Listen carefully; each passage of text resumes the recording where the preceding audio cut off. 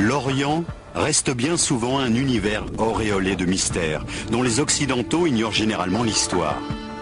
On sait pourtant aujourd'hui que les technologies et les sciences qui constituent la base même de nos sociétés industrialisées sont le lointain héritage d'une grande civilisation qui régnait il y a plus de 1000 ans sur le Proche et le Moyen-Orient. Une civilisation qui connaissait déjà l'ordinateur de poche et qui n'avait pas attendu l'arrivée du GPS pour se repérer dans l'espace, qui avait inventé de gigantesques machines hydrauliques capables de dompter les forces de la nature pour transformer le désert en une succession de riantes oasis, dont les ingénieurs étaient parvenus à mettre au point des dispositifs qui restent au cœur de bon nombre de machines actuelles. Une civilisation très en avance également dans le secteur de l'armement, qui a inventé les premiers uniformes à l'épreuve du feu et la première torpille, capable d'atteindre un vaisseau ennemi à 1 km.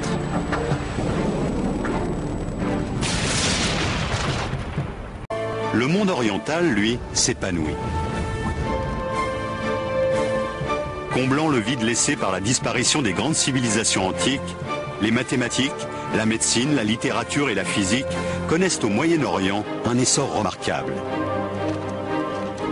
L'évolution qu'a connue la société pendant les 500 ans, qui du 8e au 13e siècle constitue l'âge d'or de la culture islamique, nous oblige aujourd'hui à revoir l'idée que nous nous faisons de l'histoire ancienne. Un grand nombre de savants, d'ingénieurs et d'artisans de l'époque étaient au sommet de leur art. C'était une époque de grande créativité. Tandis que l'islam, parti de la péninsule arabique, se propage en Inde, en Afrique du Nord et jusqu'en Espagne, les hommes de science musulmans accumulent une somme de connaissances telles que l'humanité n'en a jamais connue. Pendant 5 siècles, le monde musulman va être le centre du savoir et de la culture. L'Europe n'aurait jamais pu avoir le développement qu'elle a connu par la suite sans l'apport de cette culture. Pendant toute cette période qui a duré de l'an 700 environ à l'an 1600, voire au-delà, il y a une sorte de soif de connaissance permanente. Dès la fin du 8e siècle, apparaît une école qui restera longtemps à l'avant-garde du progrès technique et scientifique. Connue sous le nom de Maison de la Sagesse, c'est un peu l'équivalent de la Sorbonne ou de Polytechnique. Elle attire des intellectuels venus de l'ensemble du monde musulman. L'une de ses activités principales est le déchiffrage des ouvrages anciens qui contiennent les plans de machines en usage 1000 ans plus tôt.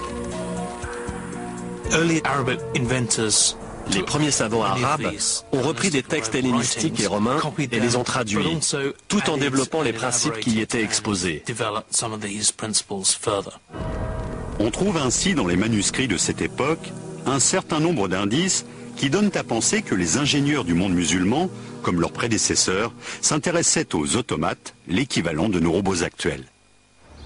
Plusieurs chercheurs actuels, comme Salim Al-Hassani, professeur à l'université de Manchester en Angleterre, ont étudié ces ingénieuses machines dont certaines, comme cette serveuse de thé, font appel à des procédés encore utilisés de nos jours.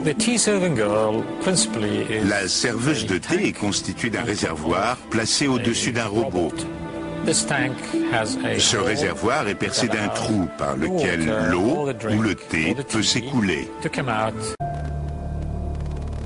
Au vu des textes anciens et des données archéologiques dont nous disposons, les savants de l'âge d'or de la culture musulmane auraient inventé rien moins que le premier ordinateur de l'histoire de l'humanité. On a ainsi retrouvé dans un manuscrit du Xe siècle, attribué à un astronome du nom d'Al-Biruni, le croquis d'un calendrier à engrenages. La machine d'Al-Biruni permettait, grâce à un système très élaboré, de suivre les mouvements des astres du système solaire. Composé de 8 roues dentées en bronze, ce mécanisme est en soi une véritable prouesse technologique. Tous les cadrans étaient réglés sur la bonne position astrologique avant la mise en service de la machine. Chaque jour, on avançait l'aiguille principale d'un cran, ce qui mettait en action l'ensemble des engrenages, modifiant successivement les indications relatives au Soleil, à la Lune et aux phases de la Lune. Les roues dentées étaient réalisées avec une telle précision que la machine permettait d'indiquer très exactement les jours, les mois et les années. Les savants du monde musulman avaient-ils connaissance du mécanisme d'Anticythère, Possédait-il les compétences nécessaires à la fabrication d'instruments aussi complexes? Un livre, écrit au XVIe siècle par un homme de science de l'époque, Taqi al-Din, décrit une mystérieuse machine qui serait, selon les spécialistes, un système hydraulique d'un type particulièrement ingénieux et élaboré. Actionnée par la force de l'eau, cette pompe monobloc à 6 cylindres semble sortir tout droit des bureaux d'études du XXe siècle et n'a rien à envier à une machine moderne. La machine de Taqi al-Din est le fruit d'une évolution remarquable, qui part d'une invention des frères Banu Moussa au début du IXe siècle et passe par les améliorations apportées un peu plus tard par le grand ingénieur Al-Jazari. Mais la civilisation musulmane du Moyen-Âge n'a pas seulement produit des mécanismes ingénieux et des instruments sophistiqués. Les savants et les inventeurs de l'époque ont également créé des machines automatiques géantes, destinées à assurer la survie de millions de personnes. Des machines basées sur des technologies qui ne referont surface que 500 ans plus tard.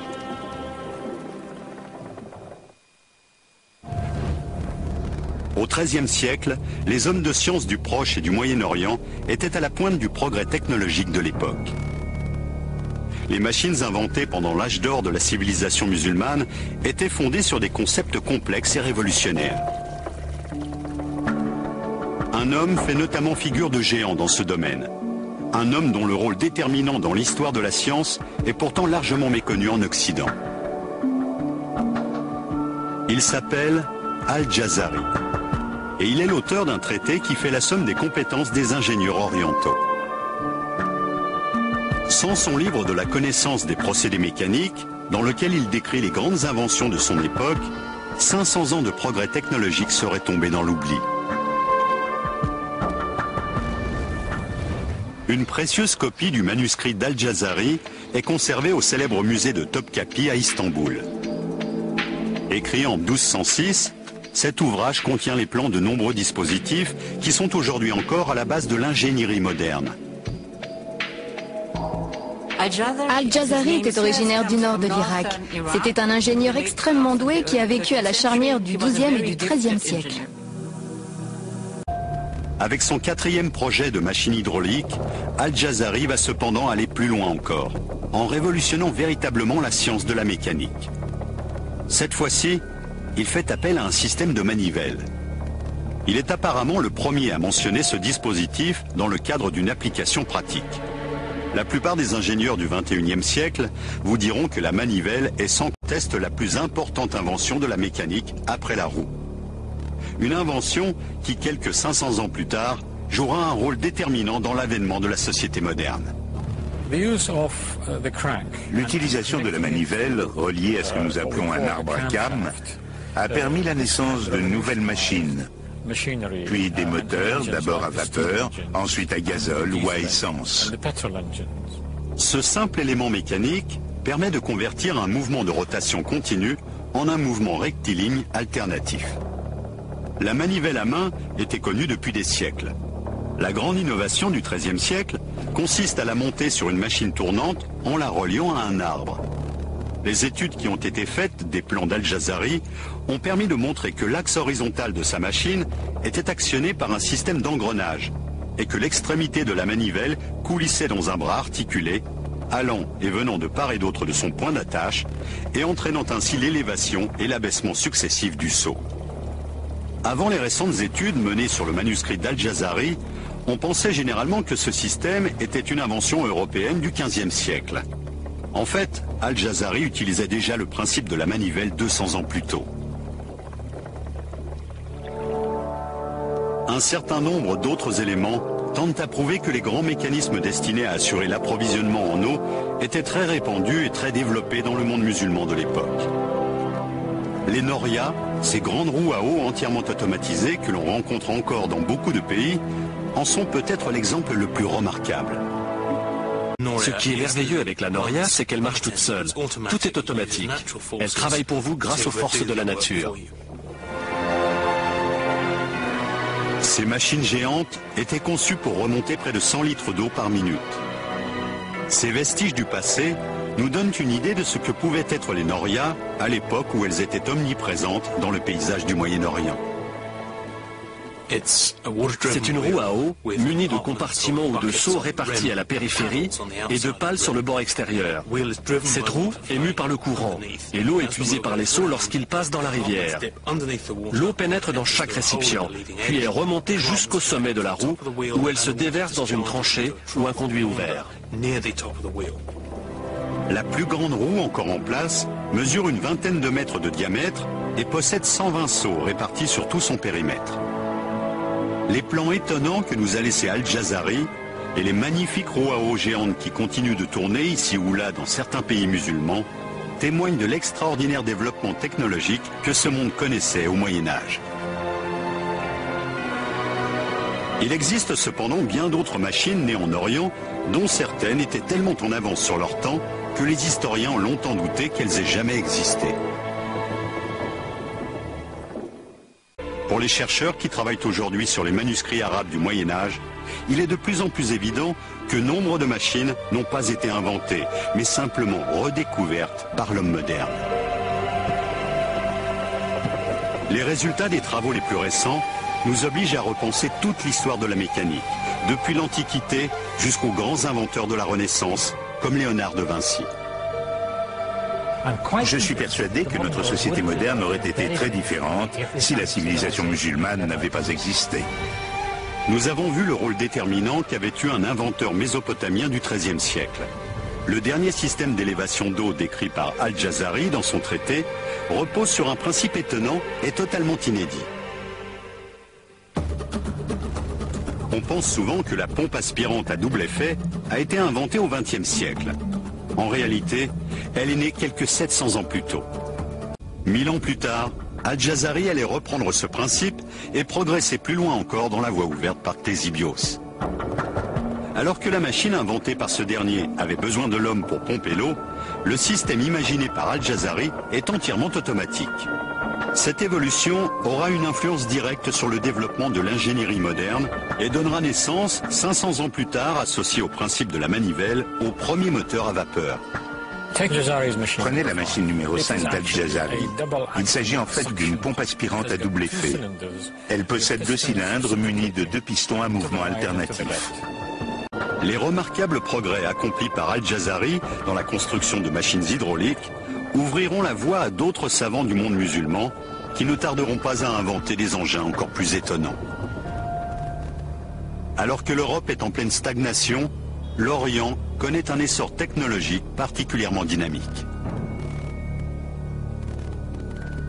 Il y avait une tradition extrêmement vivante des sciences mécaniques dans le monde islamique du Haut Moyen-Âge, qui contrastait avec l'apathie de l'Europe occidentale des 7e, 8e et 9e siècles. 3 personnages ont joué un rôle particulièrement important dans le développement technologique et scientifique de la civilisation musulmane. 3 frères, les Banu Moussa. Tirant leur inspiration des ouvrages traduits en arabe de Philon et de Héron, les Banu Moussa ont inventé toute une série de machines étonnantes. La mécanique était généralement considérée comme la science de l'illusion, car elle utilisait un phénomène mécanique pour produire un effet spectaculaire qu'aucun autre moyen n'aurait permis d'obtenir. Les Banu Moussa avaient notamment une connaissance très poussée de l'hydraulique. En contrôlant la pression de l'air et de l'eau, ils pouvaient déterminer avec exactitude le fonctionnement de leurs automates. Les techniques de haute précision mises en œuvre dans ce dispositif font aujourd'hui encore partie des fondements de la mécanique moderne. Cette machine à débit intermittent est un bon exemple. Elle a pour fonction de servir à boire à son utilisateur. Ces inventeurs ont fait appel avec beaucoup d'astuces à 2 inventions du début du IXe siècle. La première de ces inventions est une valve conique qui sert à réguler le débit de l'eau. L'eau située dans le réservoir du haut passe par un trou aménagé au fond, comme vous pouvez le constater. Ce trou est équipé d'une valve conique qui, lorsqu'elle remonte, obstrue le passage. La seconde est un mécanisme qui permet de contrôler la valve en fonction du volume de liquide parvenu en bout de circuit. Le réservoir du milieu fait office de siphon et renvoie l'eau dans le 3e récipient, plus petit, et situé en bas, qui lui est équipé d'un flotteur. Lorsque le flotteur monte, l'eau s'écoule par le robinet. Mais en montant, il repousse vers le haut la valve conique à laquelle il est relié, ce qui empêche l'eau de s'écouler du premier réservoir vers le deuxième. Cet automate témoigne de la part de son inventeur d'une remarquable connaissance du phénomène de la pression.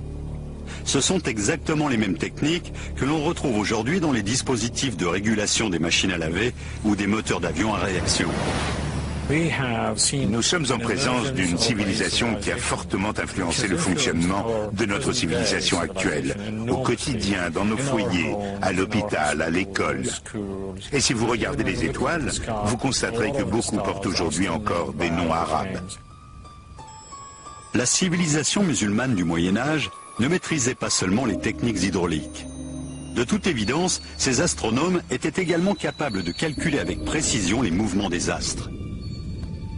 Cette connaissance était indispensable à la navigation, à l'organisation des cérémonies religieuses et à une meilleure appréhension du temps chronologique. Les savants de l'époque disposaient pour cela d'un instrument étonnant, mis au point par les Grecs vers le IIe siècle avant notre ère et qui ne sera abandonné que 1500 ans plus tard, l'astrolabe. Le musée d'histoire des sciences d'Oxford, en Angleterre, possède la plus grande collection d'astrolabes du monde. Stephen Johnston en est le conservateur. Certains considèrent l'astrolabe comme une sorte de calculateur de poche antique. Sa fonction première est de donner des repères dans le temps en se basant sur le soleil et les étoiles. C'est donc un instrument astronomique qui vous donne l'heure du coucher et du lever du soleil tous les jours de l'année, où que vous soyez. Un instrument que les savants du Moyen-Âge musulman se sont employés à perfectionner. L'astrolabe a été amélioré par les astronomes du Moyen-Orient au 9e et 10e siècle de notre ère. Ces fonctions ont été développées pour qu'un même instrument puisse servir partout dans le monde. Portable et très précis, l'astrolabe était un peu le BlackBerry de l'époque. Voici le plus ancien astrolabe de notre collection. Il date de la fin du 9e siècle. C'est plus qu'une simple machine à calculer. Si je le retourne, j'obtiens un instrument d'observation que je peux utiliser pour mesurer la hauteur du soleil et des étoiles. Il suffit d'ajuster la règle afin d'aligner l'astre choisi avec le viseur de l'appareil. Il ne reste plus qu'à relever le degré indiqué par la flèche sur la graduation qui figure au bord du disque. Et cela vous donne la hauteur de l'astre observé au-dessus de l'horizon. Vous pouvez alors ensuite déterminer l'heure et la date. Les inventeurs du monde médiéval musulman étaient donc passés maîtres en l'art de fabriquer des objets mécaniques. Les villes du Proche et du Moyen-Orient étaient de grands centres d'innovation technologique. Poussant toujours plus loin leurs recherches, les savants de l'époque, tels Al-Jazari, ont ensuite appliqué les connaissances qu'ils avaient accumulées à la fabrication d'étonnantes horloges et de redoutables machines de guerre. Les travaux des savants du monde musulman du Moyen-Âge ont débouché sur la mise au point de technologies sans lesquelles le monde moderne serait bien différent de ce qu'il est aujourd'hui. Le grand inventeur Al-Jazari expose ainsi dès le XIIIe siècle, dans son livre de la connaissance des procédés mécaniques, les grands principes de mécanique qui préfigurent l'avènement de la société industrielle. Cet ouvrage est un précieux témoignage de l'état d'avancement des connaissances technologiques à une période méconnue de l'histoire de l'humanité. Il décrit en détail une cinquantaine de machines différentes, chaque présentation pouvant ainsi servir de mode d'emploi aux ingénieurs de l'époque désireux de construire ces engins souvent compliqués.